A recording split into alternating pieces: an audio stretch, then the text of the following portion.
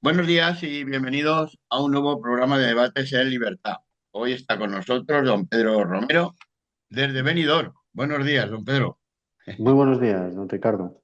¿Qué tal por Benidorm? Bien, ¿no? Todo bien. Bastante bien, pero está El empezando a hacer turismo, calor. el turismo este año parece ser que repunta a pesar de todo, ¿no? Tiene buena pinta. Esperemos Sí, que ¿no? siga así. Será porque la gente le está teniendo miedo a eso del estrecho de Hormuz y todas esas cosas, esas zonas, ¿no? Digo Hombre, yo. supongo que algo hará la Algo inestabilidad en otros lugares, en claro. otros lugares, ¿verdad? Sí. Y muy buenos días, don Guillermo Dupuy. Buenos días. Buenos días a todos. Bueno, hechas las presentaciones, entramos en materia. Bueno, la semana pasada estuvimos hablando del señor Zapatero y sus andanzas, por decirlo de alguna manera. Bueno, pues es de aquí que en España una semana, a poco que no estés con las noticias, pierdes el hilo. Pero es que esta semana nos hemos olvidado, digo, pasajeramente del señor Zapatero para centrarnos en la llamada fontanera. Yo le llamaría sicaria, ¿no? Leire Díez del Partido Socialista. Pero yo ya no sé por dónde meterle mano a esto. Si hablamos de mafia socialista, yo ya creo que ya es que me estoy quedando corto. Pero bueno, como yo no soy el que tiene que intervenir y tenemos para esos lúcidos tertulianos, vamos a comenzar por, en principio, don Guillermo de Puy, que nos analice un poco lo ocurrido en esta semana que acabó. A ver, don Guillermo, suya es la palabra. Bueno, la verdad es que, como recordábamos en la editorial de esta semana, ustedes, los oyentes recordarán que allá hace aproximadamente un año, el prestigioso diario The Times apodó al presidente del gobierno como Don Teflón, que era el apodo que la prensa le dio al famoso jefe de la familia mafiosa neoyorquina Gambino, el gángster John Gotti, porque caracterizado por salir siempre airoso de los líos políticos y judiciales en los que estaba metida su familia, ¿no? Bueno, ya entonces estaba justificado, pero luego al leerte el sumario del juez Pedraz en referencia a todo el caso de llamado cloacas del PSOE, te das cuenta que es que era una organización mafiosa, es decir, es que era el control eh, por parte del partido. El partido hay una simbiosis entre lo que es el partido Ferraz como sede de un partido político y al mismo tiempo como sede de la organización delictiva, pero absolutamente alucinante, ¿no? Con el querer el control de todo cualquier persona, cualquier elemento, sea político, juez o agente policial que pudiera poner en peligro al capo, ¿no? Y luego esto te das cuenta, bueno, que hasta habían mantenido entrevistas con la directora, nada más y nada menos que la directora de la Guardia Civil, Ujú. que mintieron diciendo que no habían tenido contactos la directora de la Guardia Civil con la fontanera, que la verdad es que la palabra fontanera efectivamente se ha quedado un poco corta, ¿no? Sí. Y bueno, esto atañe al ministro del Interior, a Marlaska, porque claro, tiene más responsabilidad. Primero porque todo apunta a que hay cierta complicidad, y si no hay complicidad, pues más responsabilidad en eligiendo, en vigilando sobre una persona que es la- Bueno, es que hasta el juez, hasta es que hasta mandó el registro de la sede de la Dirección General de la Guardia Civil. O Ujú. sea, que era un control absoluto. Entonces te das cuenta de eso, que es una mafia total, hombre. Yo aquí con un ilustre libertario y anarquista como don Pedro dirá que el Estado en sí siempre es una mafia, ¿no? Menos eficiente, como diría Rothbard, que la mafia normal, pero no, pero en ¿Cómo este, me que en este conoce, don caso, Guillermo? pero en este caso es que tiene, en fin, ribetes absolutamente de película, vamos. Pero bueno, vamos a ver qué diga don Pedro. Hace don Sí, a Pedro ver, Rothbard, es... don Pedro Rothbard.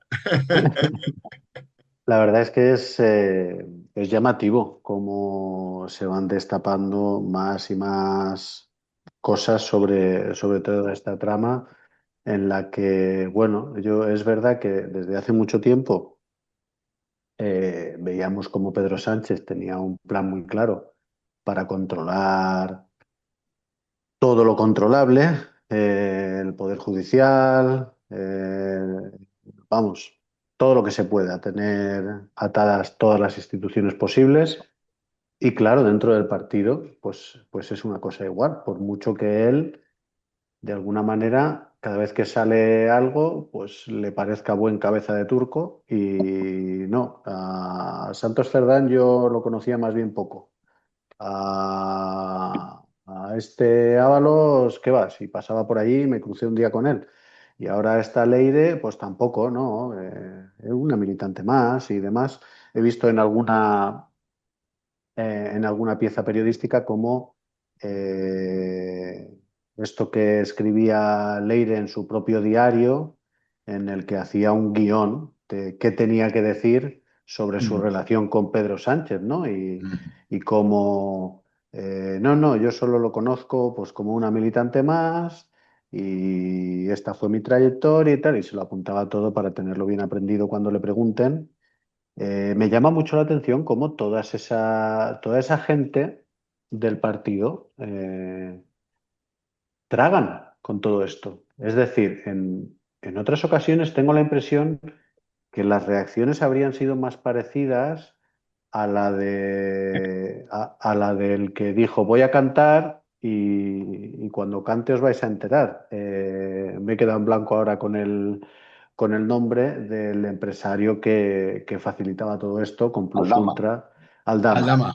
Y entonces, claro, esa me parece una reacción mucho más natural. Es decir, tú estás en, en una asociación delictiva con el poder, pero cuando se descubre y ves que te quieren dejar y colgarte a ti todo el mochuelo, pues te revuelves, que es lo que hace Aldama, porque claro, Aldama estaba metido en el ajo también. Ahora parece que es un héroe nacional solo porque ha tenido una reacción un poco más natural, que es la de pues, no tragar con eso. Sin embargo, Ábalos, Santos Cerdán, Coldo, ahora Leire, parece que todos, no sé si es que les están prometiendo algo en el más allá, digamos, pero todos van a una vamos, no parece que estén cantando y entonces pues Pedro Sánchez va salvando la papeleta diciendo a este no lo conocía, que él tampoco lo puse yo, pero no es cosa mía, no lo sé, es muy llamativo, ¿no? Y bueno, pues se van descubriendo más y más cosas. A los anarquistas no nos sorprende, pero es verdad que no sé si es que son más descuidados o es que, claro, y cada vez tienen menos amigos, se están perpetuando ya desde hace mucho tiempo en el poder en una situación muy débil o, no sé, con un apuntalamiento muy pequeño.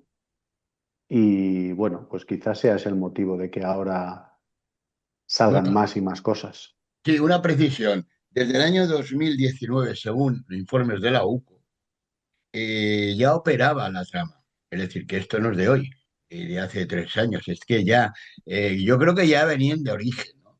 Eran gente así, la trama ya venía de origen, asociada a Pedro Sánchez, supuestamente, desde los albores de la legislatura. Es decir, que no es nuevo. Lo que pasa es que obviamente pues están produciendo hechos concatenados, porque es que a ver, nosotros que al fin y al cabo estamos un poco, en mi caso, al corriente de la situación, nos hacemos, yo cuando hago, digamos, la regleta, no sé por dónde empezar, porque es que absolutamente todos los asuntos de la mafia están relacionados. Imagino que la mafia opera así, ¿no?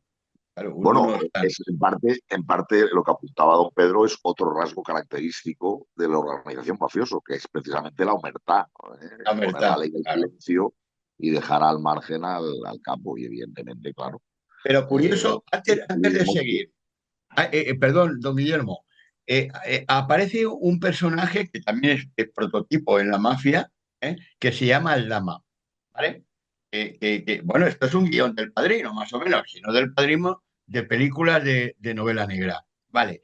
Pero es que también ahora, con el cambio de abogado defensor, que por cierto, el Julito, el llamado Julito Martínez, se lo está pensando porque el marrón, en el caso Zapatero, todo indica que se lo va a comer él. Y claro, él dice que yo solo no me lo voy a comer. Y entonces va a hacer un segundo Aldama, muy posiblemente con, para ello ha cambiado de abogado y ahora tiene una abogada que paradójicamente es una crack.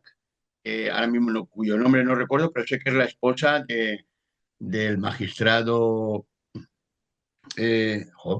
vaya una memoria, el magistrado, no sé si usted lo conoce, ¿no, Guillermo? El que el, Está hablando del equipo de defensor de quién, de qué imputado. de Julio Martínez, que era, digamos, el chico de los recados de Zapatero, ¿vale? Que cambia de abogado, en este caso es una abogada, María Dolores, no recuerdo ahora mismo el apellido, Sí, la mujer del la señora, magistrado.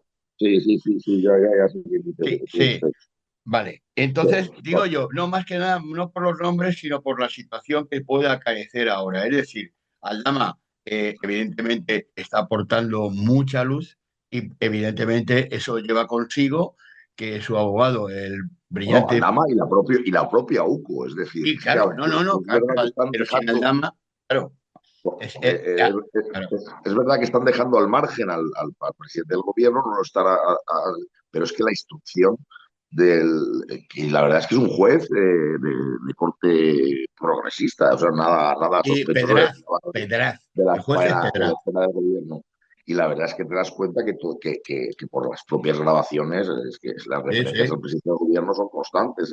The One, el superjefe, el número uno del partido y el número uno del gobierno. No sé, Pedro Sánchez ya me dirán quién es, ¿no? Y en el Entonces, cuaderno de Leire, las iniciales PS, en el cuaderno de Leire, de la señora Leire Díez, en las referencias a las iniciales PS. Claro que todo el mundo, eh, coño botella, ¿no? Pero no sea usted mal pensado, don Ricardo, que ya estaban diciendo en la uno que es Paco no sé qué, Paco Martínez Paco Soria, con Sigüenza. perdón. sí, sí, o incluso alguno decía en medio de cachondeo Paquita Salas, digo, madre Sí. mía. No, Ay, y señor. además en una semana en que también se ha visto con toda evidencia el enchufe Ah, absolutamente sí, descarado sí, del de David, hermano de David. del presidente del gobierno. Sí, claro. Y aquí ya el gobierno ya es que no ha hecho ni reacciones ni declaraciones ni con el asunto de las cloacas ni con el asunto del enchufe de Pedro Sánchez, de David Sánchez. De David. No han hecho declaraciones, nada. Ha sacado, se ha sacado de la chistera la noticia. La única declaración de Pedro Sánchez ha sido la de decir que va a tener presupuestos generales para el Estado para el año 2027. Es decir, que ya renuncia a tenerlos para el 2026. Y nada, esa ha sido la reacción, es decir, que va a presentar los presupuestos el año que viene. Con eso deja claro dos cosas. Primero, que quiere distraer la atención pública del escenario judicial, que es donde vamos a estar durante las próximas semanas. Y segundo, dejar negro sobre el blanco su voluntad, bueno, lo que ya hemos dicho tantas Lo has veces, ¿no? Su dicho. voluntad de querer agotar la legislatura. Aquí se ha dado cuenta, frente a algunos alucinados que piensan que los separatistas se van a sumar a Vox y al PP para desbancar a Sánchez. Aquí se ha demostrado por enésima vez que es todo un paripé, es decir, que nunca los nacionalistas han estado tan encantados con el presidente de gobierno como ahora. Otra cosa es que tengan que hacer declaraciones como diciendo esta legislatura está agotada, está no sé qué, para intentar que la corrupción del gobierno no le salpique. Pero es evidente que Sánchez, y además que lo sabe y por eso lo dice, sabe que no, que tiene el apoyo de los nacionalistas. Y es más, si los nacionalistas no es que quieran apoyar a Sánchez hasta el 2027, es que quieren, como dije la semana pasada, seguir apoyándolo después del 2027. Lo que pasa es que todo apunta a que los sondeos, a que las elecciones no les van a dar no les van a poder permitir seguir apoyando a Sánchez como es Ujú. su voluntad y seguir exprimiendo a un nihilista de estas características, porque todo apunta a que en el 2027 va a haber un vuelco electoral hacia la derecha. Pero, en fin, el futuro nunca está escrito, pero todo apunta a ello.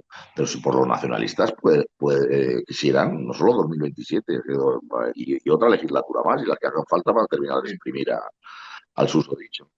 sí, sí. Así que en eso estamos. A mí Bueno, sí me sorprendió, no sé si ustedes me lo podrán explicar, porque me pareció llamativo, que en estas últimas 2 semanas me ha parecido observar un cambio en Podemos, en medios de comunicación. Cuando se destapó lo de Zapatero, salieron en tromba a defenderle y un día o dos después, 24 horas. tanto Ione Belarra, como no sé si Rufián, como no sé si alguien en la SER, recularon y empezaron a decir bueno, que es que no lo habían leído, pero que parece que sí que hay algo, cosa que me sorprendió mucho porque la estrategia siempre suele ser tapar. Y estaba pensando si no será que esto de Zapatero pudiera ser la manera de encontrar un nuevo cabeza de turco y la forma en la que Pedro Sánchez se vuelva a librar. Es decir, ahora todo esto se podría llegar a decir que bueno, que esto era estructura que venía de Zapatero, que no lo sé, se me ocurre porque de otra manera me da la impresión de que siempre la izquierda política en España muere con las botas puestas, como aquel que dice. Es decir, dicen, no, es que esto es una persecución política contra este y contra el otro. Y sin embargo, con Zapatero han hecho ahí una jugada que yo no recuerdo haber visto muy a menudo. No sé qué opinan ustedes de eso.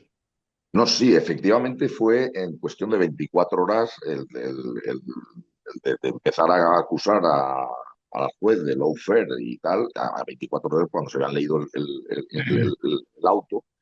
O sea, claro, que no hay por dónde pillar, es que el auto está es demoledor.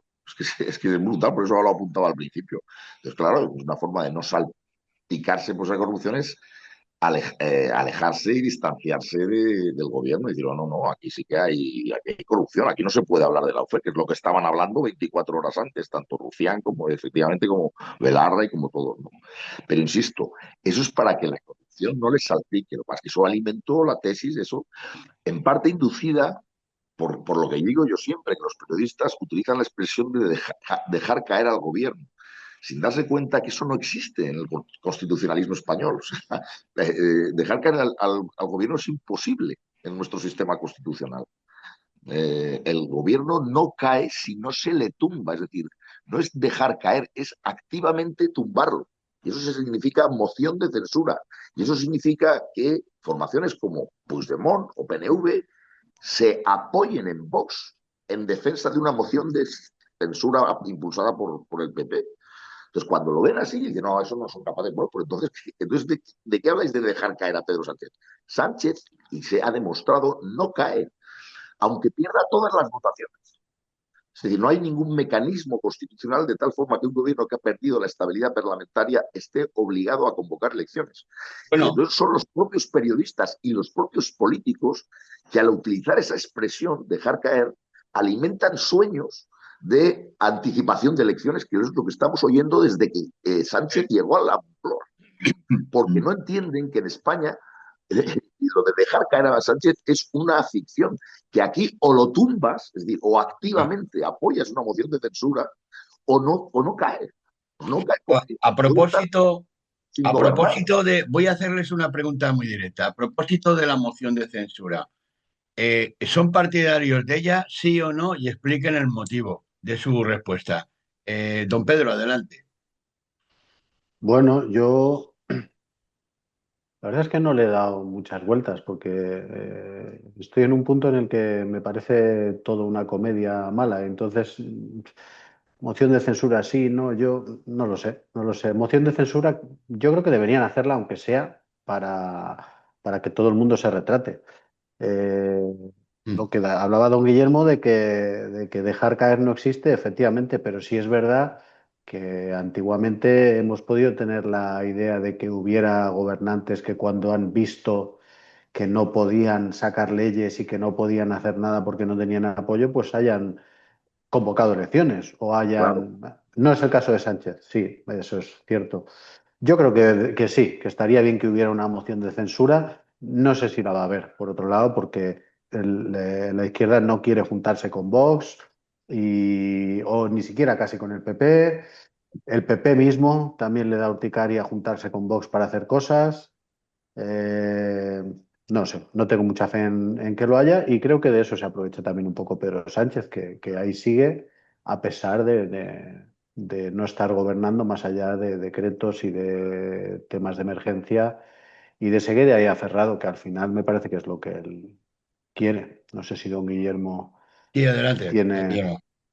No, vamos a ver, yo como dices, hace mucho tiempo yo soy partidario de hacer una moción de censura cada 6 meses, o sea, como ejercicio pedagogía. Pero yo siempre he defendido las mociones de censura que destinadas a ser, a no conseguir una mayoría, es decir, lo hago como ejercicio pedagógico, un poco en la línea de lo que apuntaba don Pedro para mostrar las verdaderas complicidades de este gobierno, desde ese punto de vista, sí.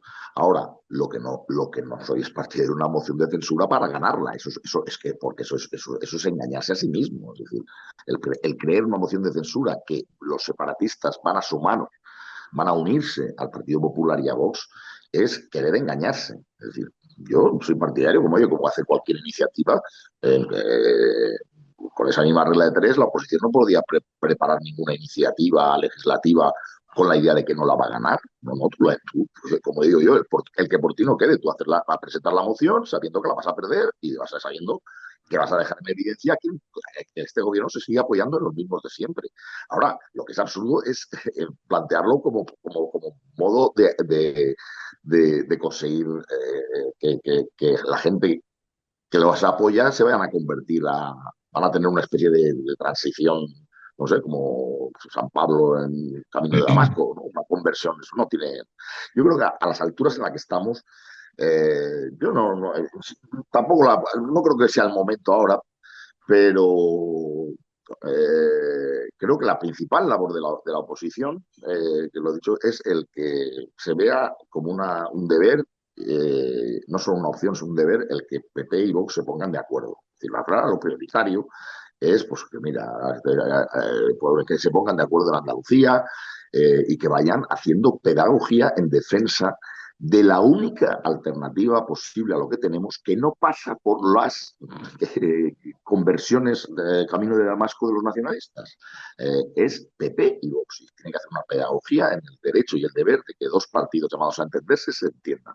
Eso es lo que tiene que hacer la oposición, porque ya la gente de abajo, como si dijéramos, ya no han podido hablar más claro. Es decir, quieren, han apoyado a unos partidos que sumados ya están el otro día había una encuesta, estaban en 210 escaños.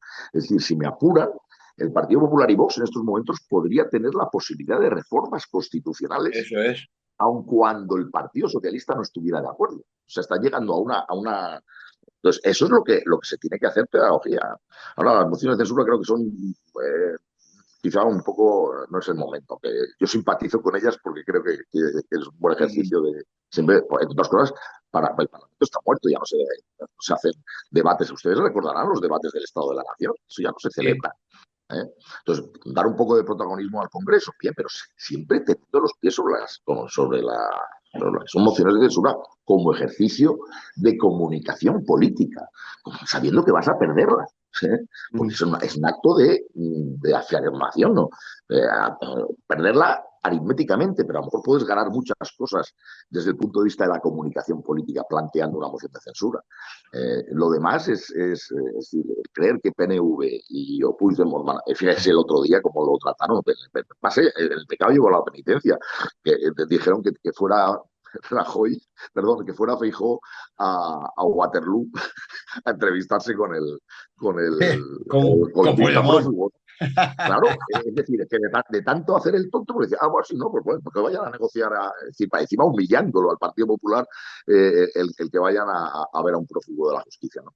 Entonces, las cosas de abandonarlas, y el Partido Popular no quiere hacer una moción de censura, si no es para ganarla, que es legítimo, pues entonces ya que se la deje, porque no va, insisto, ningún partido que ha sostenido y que ha upado al gobierno va a respaldar algo que vaya de la mano con PP y no digamos ya con Vox, sin el cual, aun cuando apoyaran la moción de censura, si Vox no la apoya, no iría adelante. O sea, que tienen que sí o sí sumarse a Vox y a PP.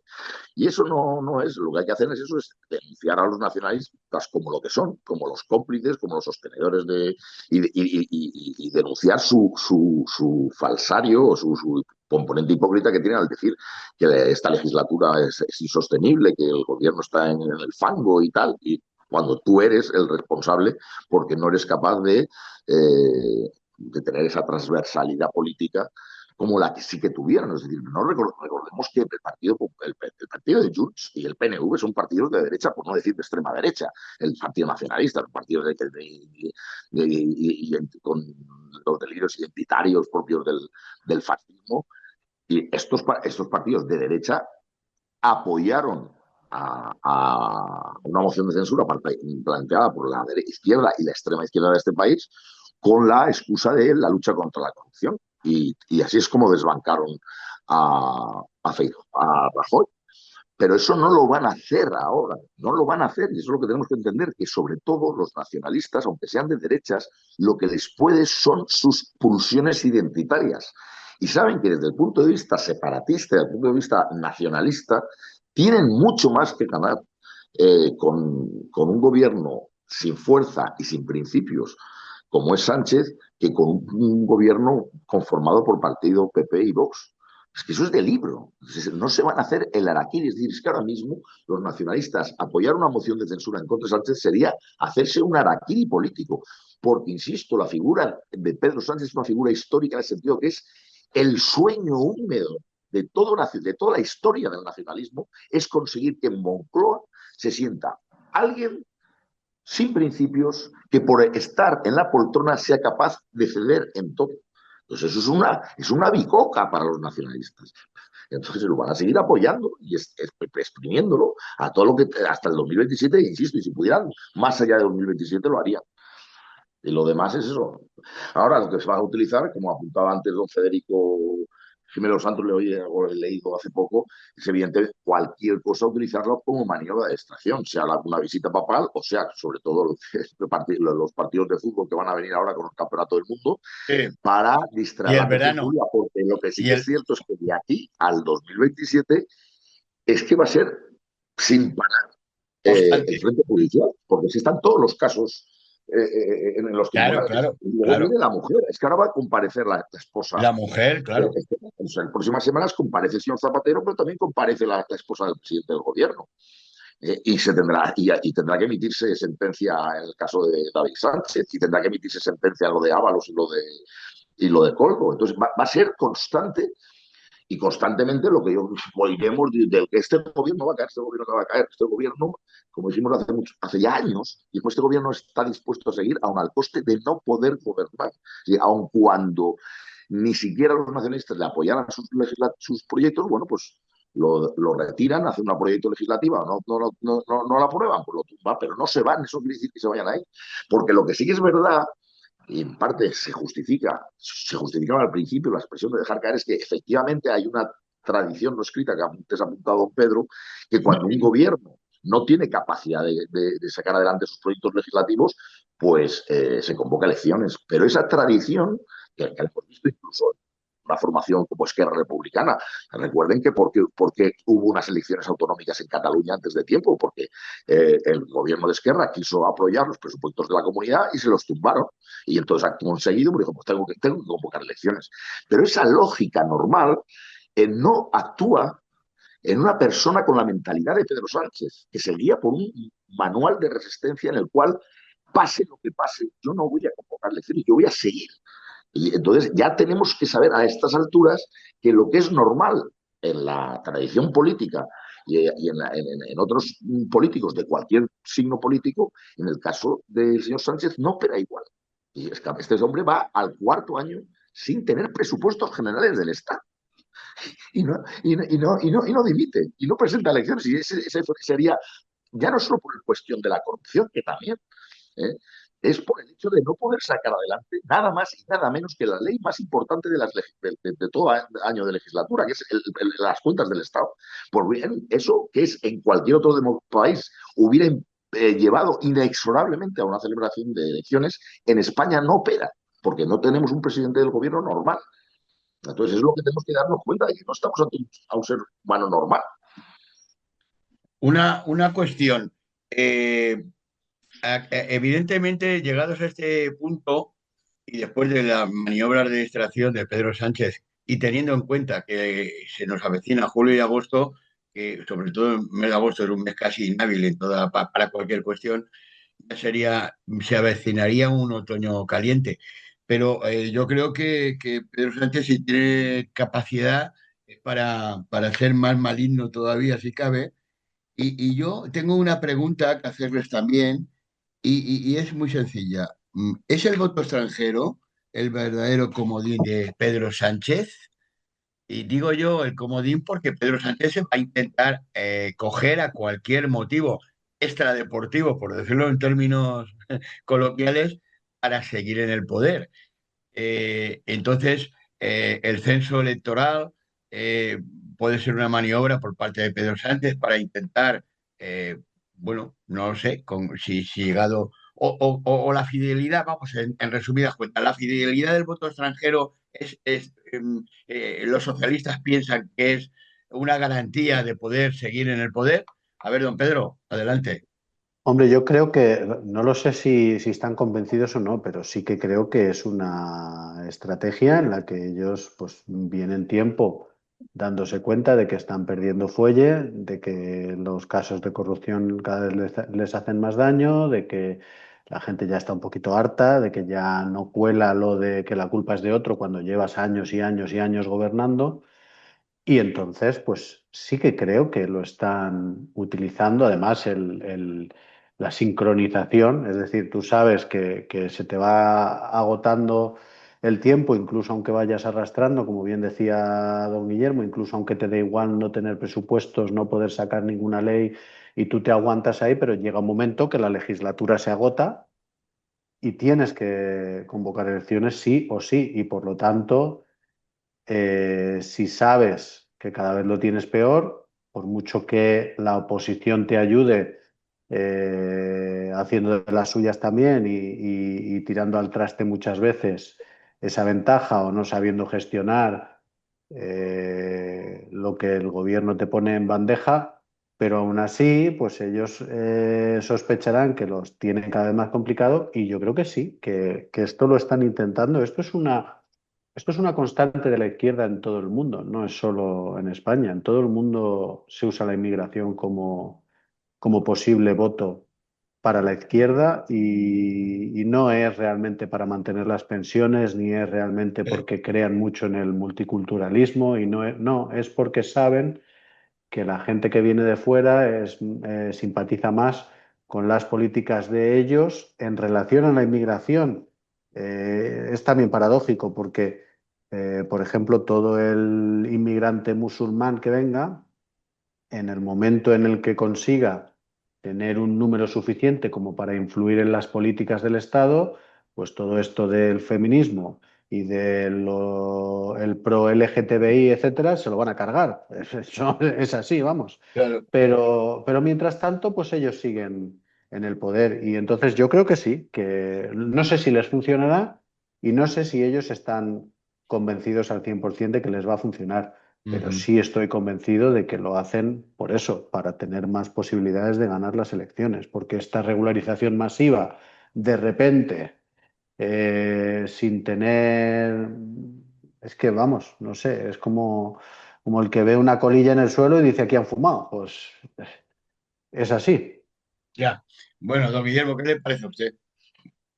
Bueno, sí, a largo plazo la izquierda piensa también muchas veces a largo plazo y el dar un vuelco electoral creyendo que la gente que viene de fuera y que ha entrado ilegalmente, si se regulariza y en el futuro puede seguir siendo, que eso es otra veremos, que puedes tener un corte ideológico a la hora de entrar, pero luego una vez que ya estés aquí, a lo mejor puedes ir cariando. No creamos que toda la población inmigrante luego simpatiza con las formaciones de izquierda, ¿eh? O sea que a lo mejor no le sale bien la jugada. En cualquier caso, es a largo plazo, porque lo que sí que es cierto, y en eso sí que habría que ser claro, es que la regularización no puede cambiar el marco electoral por la sencilla razón de que no tienen derecho al voto. Es decir, el derecho al voto solo se concede eh, con la nacionalidad. En las elecciones estamos hablando de las elecciones generales. Por lo tanto, esta regulación masiva de más de 1 millón de inmigrantes que han entrado ilegalmente en nuestro país no va a tener impacto en el mercado electoral por la sencilla razón de que no van a tener derecho a voto. Y eso la derecha lo olvida, que es que no. Ahora, a largo plazo sí, porque se puede dar el segundo paso, que es ya una vez que están aquí asentados como inmigración regularizada, dar luego el paso de la nacionalización pasado, creo que son 2 años o 3 años, ¿no? Evidentemente eso no les llega al 2027. Yo desde el punto de vista que sí que creo que el gobierno es capaz de buscar algún chanchullo, lo pienso a lo mejor en el voto de los no residentes que puedan, es decir, venimos de un partido que hizo tonto en las propias elecciones primarias del PSOE, el grupo de Sánchez. Entonces, ¿por qué no van a intentar a lo mejor intentar alargar la estancia de Sánchez en el poder mediante algún tipo de... Y ahí sí que habrá que estar muy ojo a visor a ver qué es lo que se hace, ¿no? El tema de la inmigración, evidentemente, pues sí que pueden pensar, porque sí que han visto impepinablemente que el mercado de los, como si dijéramos, aborígenes o de los nativos ha girado a la derecha, pues pensando que si hace una política de regularización masiva de inmigrantes, a lo mejor eso en el futuro ya puede cambiar. Evidentemente ellos es lo que quieren, en ese sentido sí que es verdad que se les pilla unas declaraciones a la esposa de de Pablo Iglesias, en ese sentido de cambiar el mercado electoral a través de la inmigración, pero ya insisto, eso lleva un tiempo, ¿no? Eh, yo creo que, vamos a ver, desde el punto de vista electoral, yo creo que ahora la derecha lo tiene claro, lo que tiene que hacer es que lo que se sale en las urnas, hacer pedagogía. Entonces, si las urnas dicen claramente que la unión de PP y Vox es imbatible, pues a defender Adelante. políticamente eso Muy bien, y hacer batalla política. muy Y ya bien. está, ¿no? Basta. Tampoco hay que volverse locos, es que lo tienen a No, huevo, simplemente que hay que esperar unos meses al 2027, ya porque está. efectivamente, como ha No, apuntado Pedro, lo que sí que es no, evidente es que en el 2027 tendrán que convocar elecciones. no podemos esperar. Se nos acabó el tiempo, señores. Gracias Así una es. vez más por estar ahí y a nuestros oyentes por su fidelidad. Hasta el lunes que viene, que pasen una feliz semana. Adiós, buenos días. Adiós, buenos días. Buenos días.